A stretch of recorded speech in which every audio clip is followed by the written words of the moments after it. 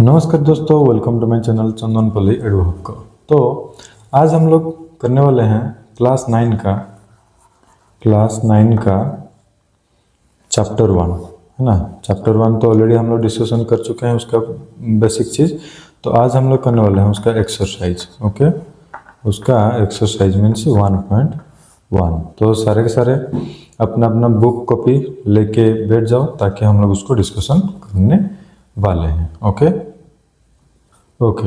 तो सबसे पहले आज हम लोग देखते हैं exercise 1.1। Exercise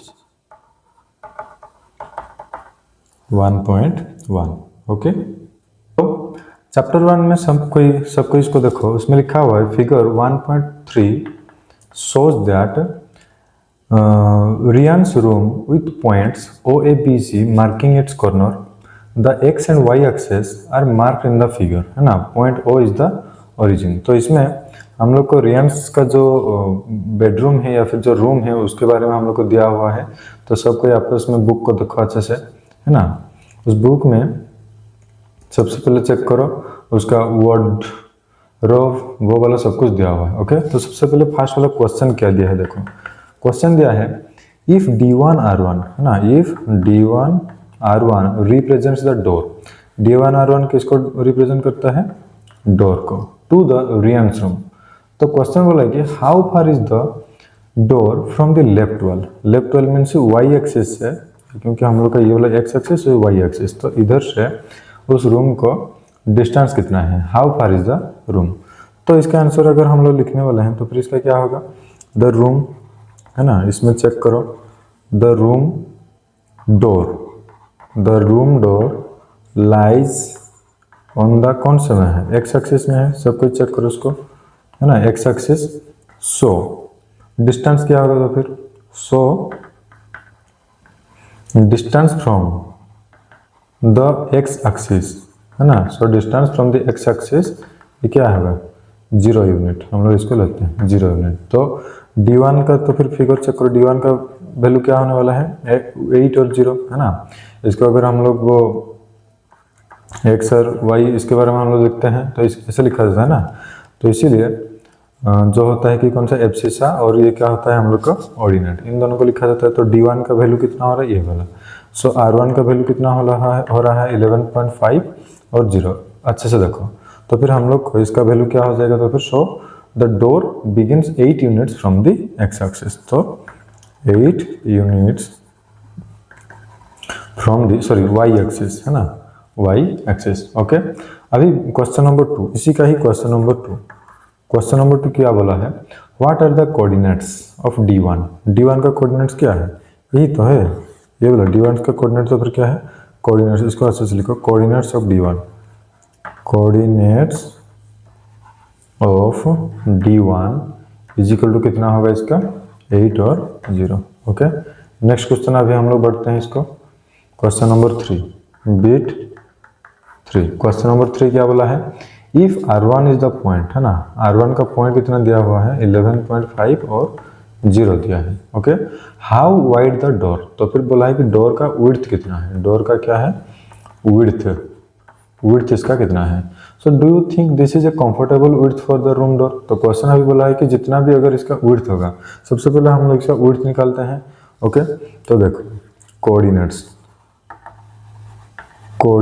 of D1 is equal to हम लोग को मालूम है 8 और कितना 0, कितना है 8 और 0।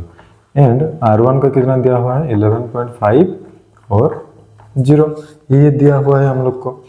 तो इसका विड्थ तो फिर कितना हुआ, सो विड्थ कितना है, तो फिर 11.5 माइनस 8, तो इसका वैल्यू कितना हो रहा है 3.5। अभी मेरे को बोलो अगर 3.5 मीटर, हाँ ये मीटर तो दिया नहीं है लेकिन वो लिखा हुआ है उतना, सॉरी फीट में होगा।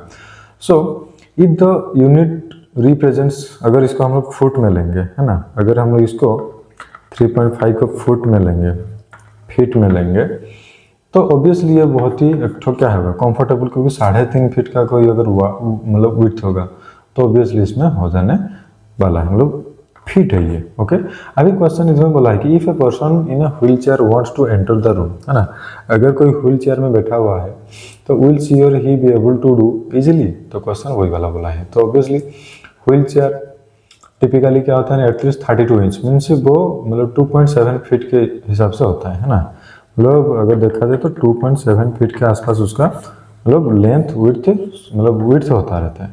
तो ऑब्वियसली क्योंकि अगर ये 3.5 फीट है, 3.5 फीट है और ये 2.7, तो ऑब्वियसली इसमें आ जाएगा। तो हम लोग बोल सकते हैं क्या, सो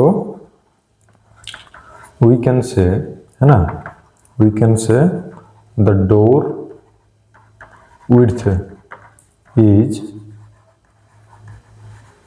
comfortable and a person, है ना, and a person using wheel chair should be able to enter, है ना, able to enter। Okay, next हम लोग देखते हैं क्वेश्चन नंबर कौन सा 4। क्वेश्चन नंबर हम लोग देखने वाले हैं कौन सा, क्वेश्चन नंबर 4। इसमें बोला है कि क्या ना, इफ b1 का वैल्यू दिया हुआ है 0, तो फिर ये कितना है 0 और ये वाला होता है हम लोग का 1.5। ओके, एंड b2 का कितना दिया है 0 और 4, represents the end of the bathroom door. So बोला है कि is the bathroom door narrower और वाइडर देन द रूम। तो क्वेश्चन बोला है कि बाथरूम का जो डोर है ना, वो रूम डोर से नैरो है कि वाइड है ना। नैरो का मतलब सब छोटा सा, इसका वाइड इतना होगा और वाइड का मतलब बहुत थोड़ा सा होने वाला है। तो सबसे पहले चेक करो कि b1 का कोऑर्डिनेट्स कितना है, तो फिर 0 और 1.5 है ना। b1 का कितना दिया है 1.5 एंड सॉरी 0 और उतना, तो यार b2 का कितना दिया हुआ है, b2 का वैल्यू दिया हुआ है कितना ना 0 और 4। ओके, सो चेक करो, so the width of the bathroom door, तो इसका width कितना होने वाला है 4 से इसको हम लोग माइनस करेंगे, 4 माइनस 1.5 इजिकल कितना होगा 2.5 यूनिट्स। तो सिंस अगर हम लोग का डोर का width कितना था रे 3.5 था ना, है कि नहीं, तो इधर भी वो क्या हो रहा है 2.5, इसमें से 3.5, तो बाथरूम डोर इज, तो फिर भी क्या हो रहा है ये हम लोग लिखेंगे क्या ना, बाथरूम कितना ठो हो गया, bathroom door is narrower than the, तो ये क्या होगा नैरोयर देन द डोर। हो गया। ओके, सो फाइनली हम लोग 1.1 को कंप्लीट कर चुके हैं। तो thank you for watching, have a good day and obviously अच्छे से तुम लोग पढ़ाई करते रहना है। Okay okay, thank you, have a good day. और मतलब चैनल को सब्सक्राइब कर देना है, लाइक करना है और अपने दोस्तों के साथ शेयर कर देना है। ओके।